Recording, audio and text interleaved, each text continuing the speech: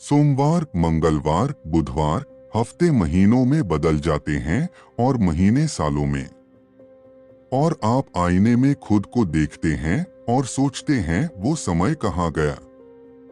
वो समय जिसमें आपको वो किताब लिखनी थी, वो बिजनेस शुरू करना था, वो स्किल सीखनी थी।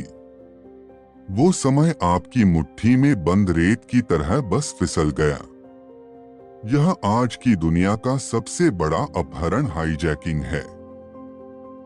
आपकी जिंदगी का सबसे कीमती रिसोर्स आपका समय और आपका ध्यान आपसे हर पल चुराया जा रहा है और आपको पता भी नहीं। यह चोरी कोई और नहीं, हमारा अपना ऑटो पायलट दिमाग और हमें कंट्रोल करने वाले एप्स कर रहे हैं। जेक किनप और जॉन जिराट्सकी हमें उस चोर की कार्यप्रणाली समझाने आए हैं। वह हमें समय को मैनेज करना नहीं बल्कि उसे बनाना में टाइम सिखाएंगे। यह किताब उन चुराए हुए दिनों को वापस पाने का मैनुअल है। आपका स्वागत है ऑडियो बुक वर्ल्ड में। चलिए चैप्टर 1 पर चलते हैं। Chapter 1, busy bandwagon versus the infinity pool. हम सब दो खतरनाक दुश्मनों से घिरे हुए हैं। पहला दुश्मन है द बिजी बैंडवगन। यह वो सोशल प्रेशर है जो कहता है बिजी रहो, इंपॉर्टेंट दिखो। यह एक ऐसी ट्रेन है जिस पर हर कोई चढ़ना चाहता है, बिना यह जाने कि वह जा कहां रही है। दूसरा और ज्यादा खतरनाक दुश्मन है द इंफिनिटी पूल। यह आपकी जेब में रखा हुआ है, आपका स्मार्टफोन। यह social media feeds, news updates और एंटरटेनमेंट का एक कभी ना खत्म होने वाला समंदर है। एक ऐसा समंदर जो आपकी सबसे कीमती चीज को हर पल चूस रहा है।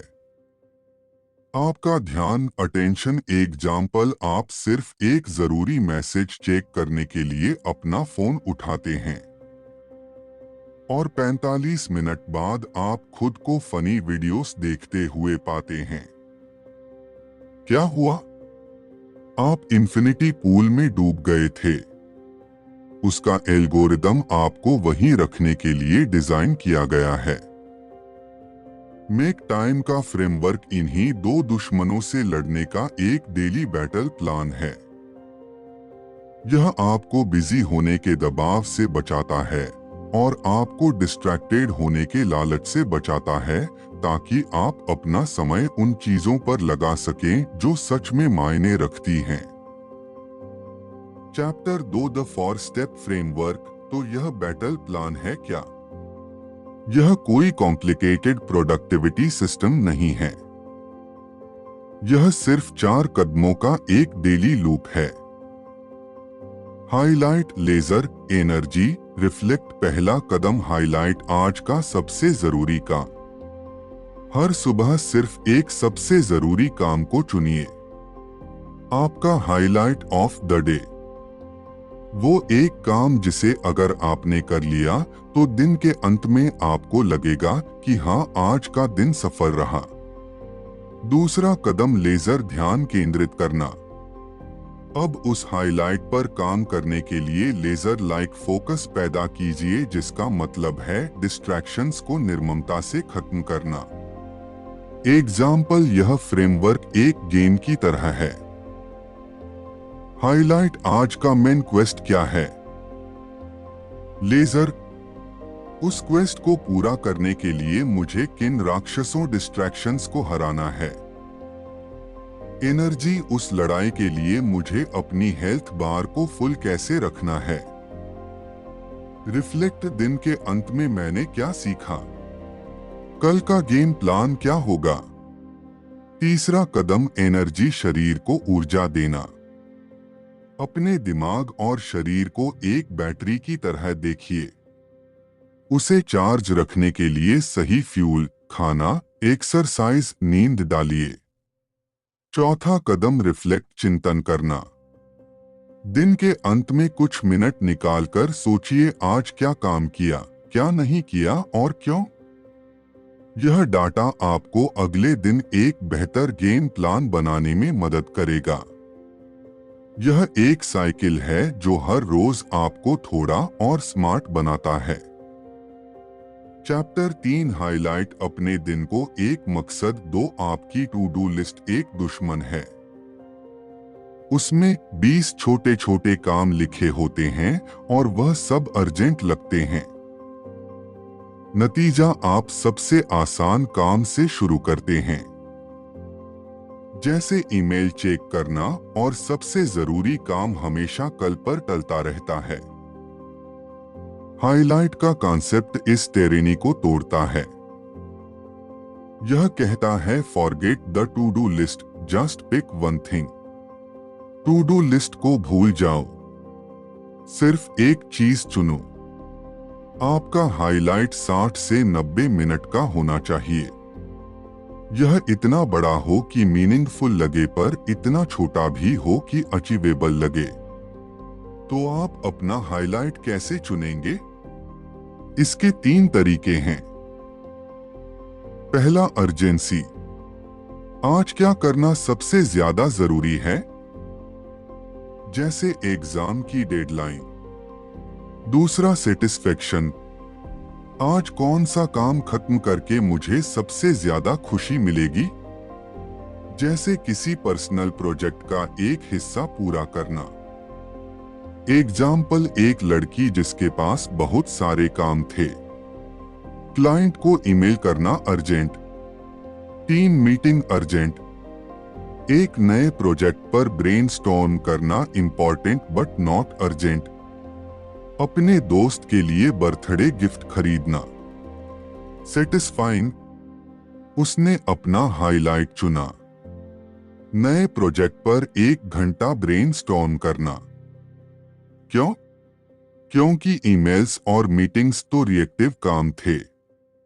ब्रेनस्टॉर्मिंग एक प्रोएक्टिव काम था जो उसके फ्यूचर को शेप करेगा। हाइलाइट अक्सर इंपॉर्टेंट होता है, अर्जेंट नहीं। तीसरा, जॉय। आज मैं क्या करना चाहता हूं, जैसे गिटार प्रैक्टिस करना।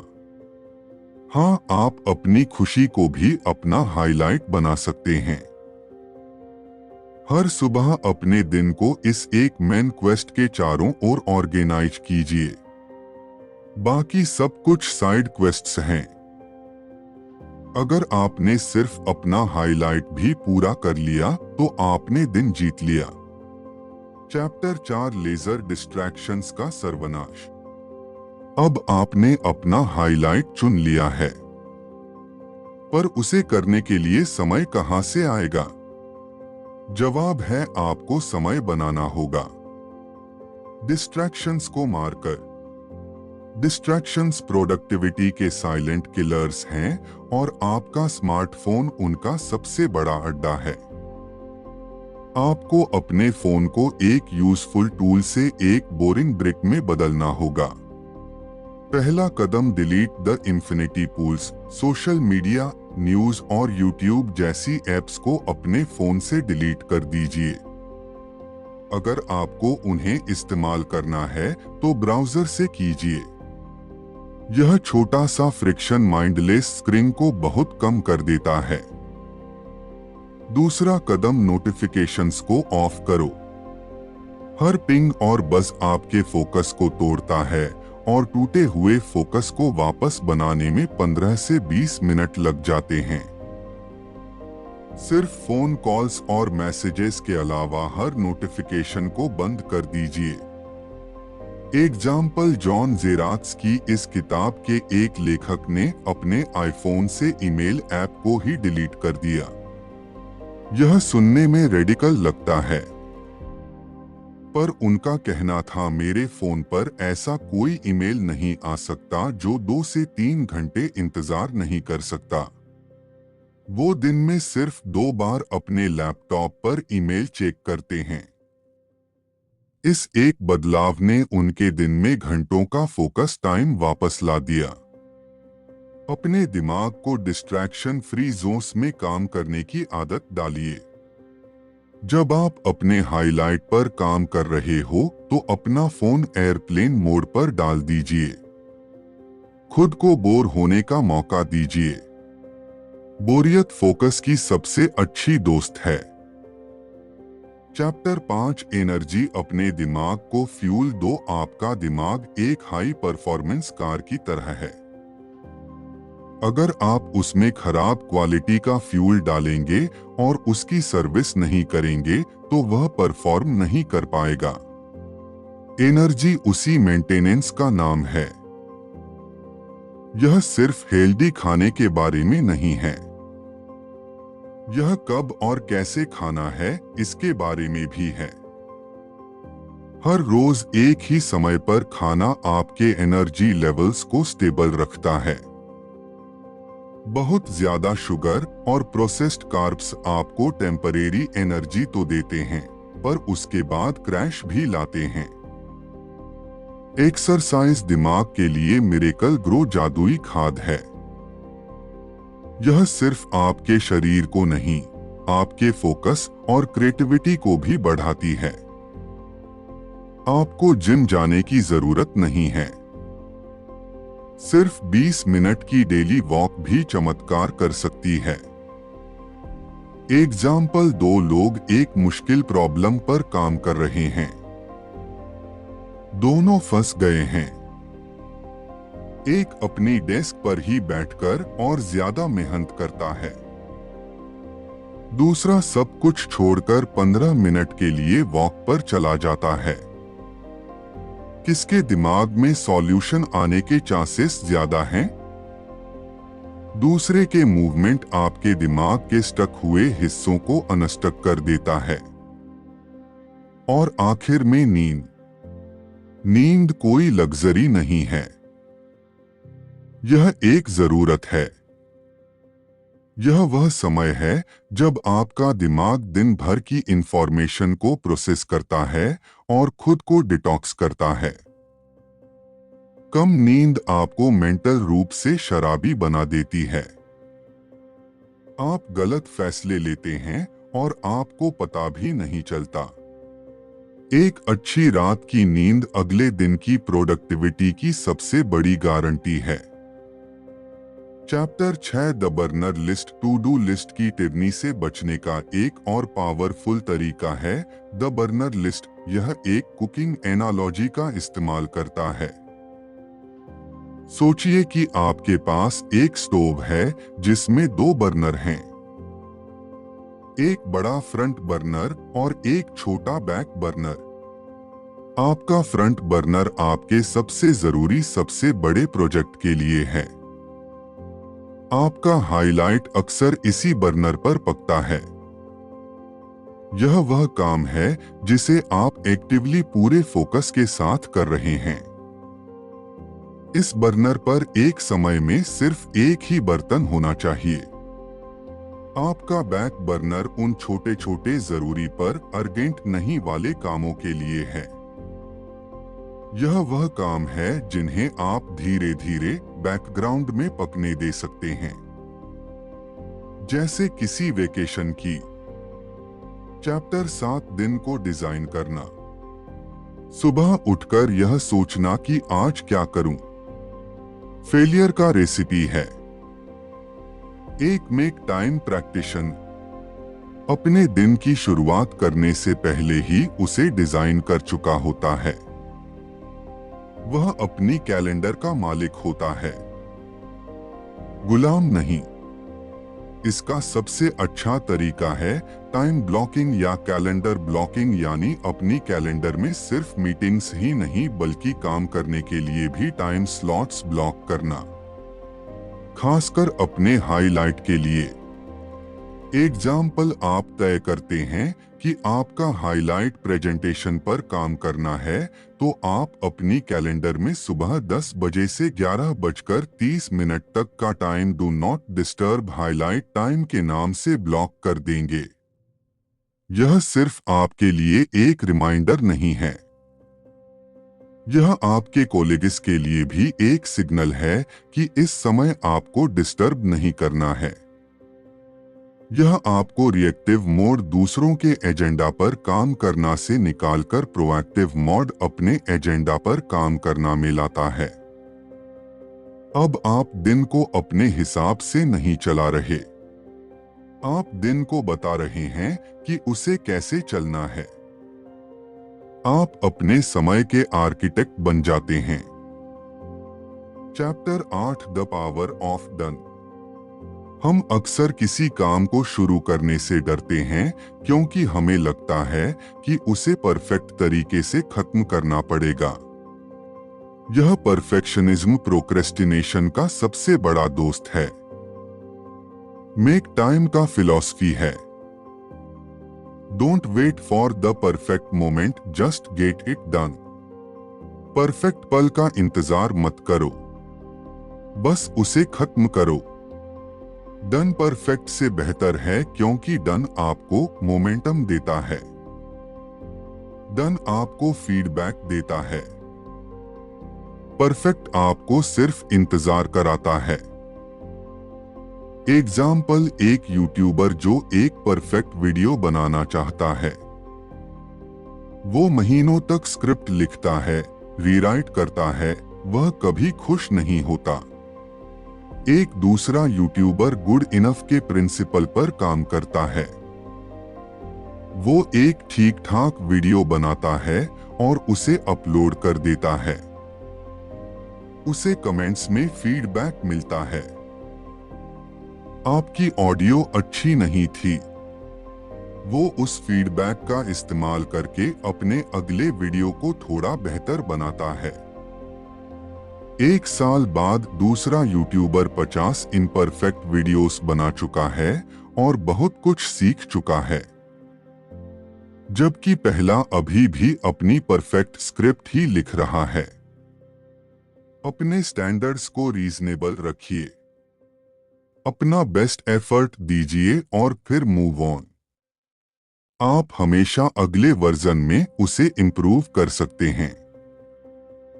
शुरुआत करना सबसे जरूरी है। चैप्टर 9 रिफ्लेक्ट आपका डेली रिपोर्ट कार्ड दिन का सबसे जरूरी हिस्सा, शायद दिन का आखिरी हिस्सा है। जब आप रिफ्लेक्ट करते हैं, यह सिर्फ 5 से 10 मिनट का प्रोसेस है, पर यह आपकी लर्निंग को 10 गुना तेज कर सकता है। सोने से पहले एक नोटबुक में कुछ सिंपल सवालों के जवाब दीजिए। आज मेरा हाइलाइट क्या था? क्या मैं उसे कर पाया? आज मैंने किस लेजर टैक्टिक का इस्तेमाल किया? वो काम किया या नहीं? आज मेरा एनर्जी लेवल कैसा था? आज मुझे सबसे ज्यादा खुशी किस चीज से मिली? और कल मैं क्या एक चीज अलग या बेहतर करना चाहूंगा? एग्जाम्पल, एक इंसान जो नो नोटिफिकेशंस वाली टैक्टिक ट्राई कर रहा था। रिफ्लेक्शन में उसने लिखा, आज मैंने नोटिफिकेशंस बंद रखे। फोकस तो बढ़ा, पर मुझे यह चिंता भी लगी रही कि कहीं मैं कुछ इंपॉर्टेंट मिस तो नहीं कर रहा। कल का एक्सपेरिमेंट, मैं हर 2 घंटे में सिर्फ 5 मिनट के लिए नोटिफिकेशंस चेक करूंगा। यह एक साइंटिफिक प्रोसेस है। आप हर रोज अपने ही ऊपर एक एक्सपेरिमेंट कर रहे हैं और उसके रिजल्ट्स को एनालाइज कर रहे हैं।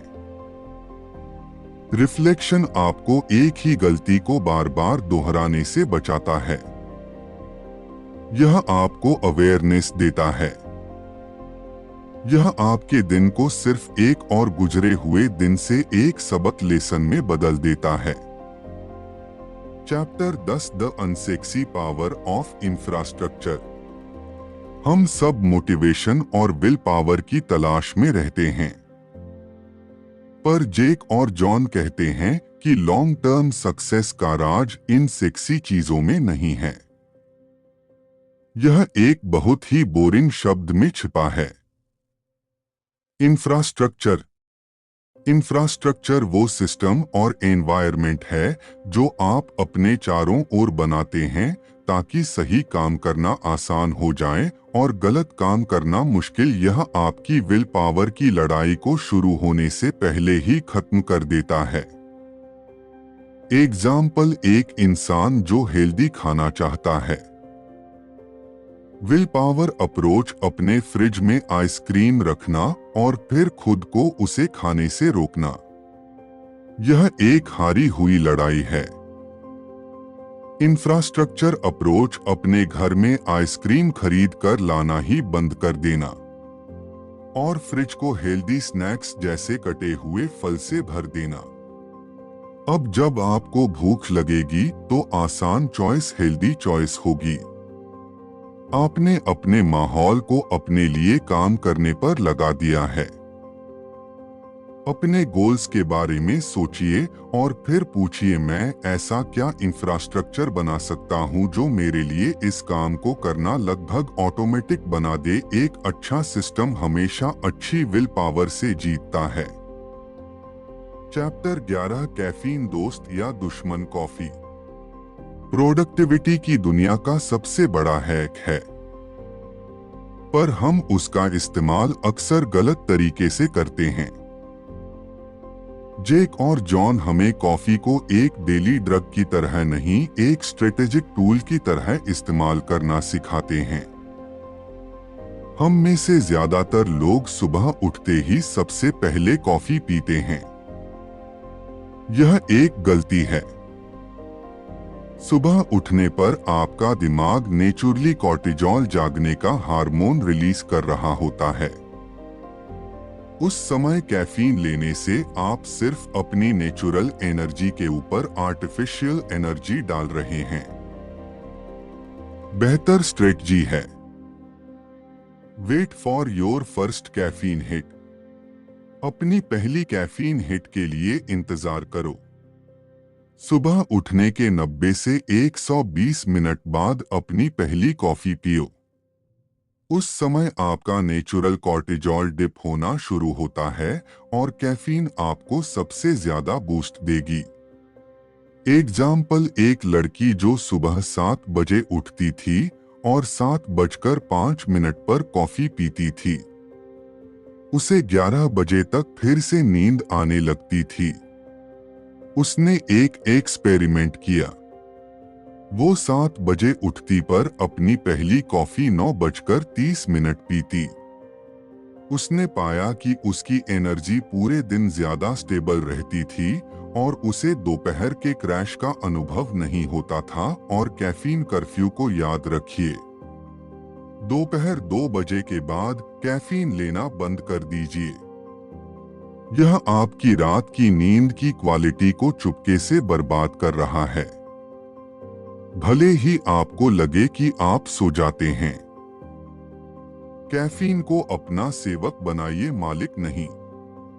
Chapter 12, the perfect lunch. दोपहर का खाना, लंच, आपके दिन की प्रोडक्टिविटी को बना भी सकता है और बिगाड़ भी सकता है। अगर आप एक भारी कार्ब हैवी लंच खाते हैं जैसे पिज्जा या पास्ता, तो आप फूड कोमा के शिकार हो जाएंगे। आपका सारा ब्लड आपके पेट में डाइजेशन के लिए चला जाएगा और आपके दिमाग के पास सोचने के लिए एनर्जी ही नहीं बचेगी। मेक टाइम का फिलॉसफी है, eat a light lunch, a salad is your friend. हल्का लंच करो, सलाद आपका दोस्त है। आपका लंच आपको ऊर्जा देने के लिए होना चाहिए, सुलाने के लिए नहीं। एग्जाम्पल, एक ऑफिस में ज्यादातर लोग लंच में बाहर जाकर भारी खाना खाते थे और फिर 3 बजे तक डेस्क पर ऊँघते रहते थे। एक लड़के ने घर से एक बड़ा सा सैलेड बॉक्स लाना शुरू किया जिसमें बहुत सारी सब्जियां, नट्स और थोड़ा प्रोटीन जैसे पनीर होता था। वो लंच के बाद अपने कोवर्कर से ज्यादा एनर्जेटिक और फोकस्ड महसूस करता था। इसका मतलब यह नहीं है कि आपको भूखा रहना है। इसका मतलब है स्मार्ट खाना है।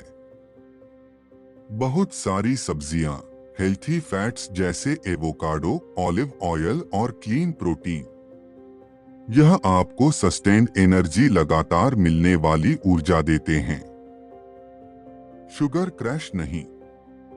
अपने लंच को अपने दिमाग का फ्यूल समझिए, पेट का बोझ नहीं। Chapter 13 in your face.